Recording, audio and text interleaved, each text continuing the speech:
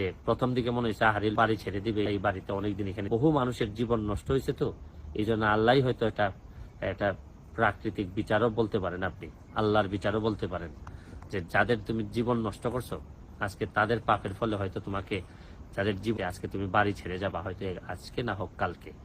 তো আমি বিশ্বাস করি যে আপনার কর্ম কখনোই আপনাকে ফেরত না দিয়ে যাবে না। আমি বিশ্বাস করি যে, শুনেন, পাপ যত পুরাতনই হোক না কেন এক সময় না এক সময় সামনে চলে আসে, এবং এই জন্যেই সময় থাকতে থাকতে যারা এরকম বড় বড় পাপ করে বিভিন্ন জায়গায় দখল করে আছেন পাবলিকের স্বার্থে, আমার মনে হয় আপনাদের আস্তে আস্তে চিন্তা করা উচিত যে এগুলো ছেড়ে দিতে হবে, নাহলে অনেক সময় এসে এমনভাবে ছাড়তে হবে যে আপনাদের অনেকেরই ক্ষতি হয়ে যাবে, অনেকেরই মানে ইজ্জত সম্মান নষ্ট হওয়ার সম্ভাবনা আছে। তাইলে কিন্তু বঙ্গবন্ধু সোনার বাংলাটা বানানো যেত। এবং আমরা যে প্রক্রিয়া এখন শুরু করছি, উন্নয়নের যে মহাসড়কে যাচ্ছি, এখানে সবচেয়ে বড় বাধা হচ্ছে গিয়ে দুর্নীতি। এই দুর্নীতিরে ঠেকাইতে না পারলে আমাদের অনেক সমস্যা হয়ে যাবে। আজকের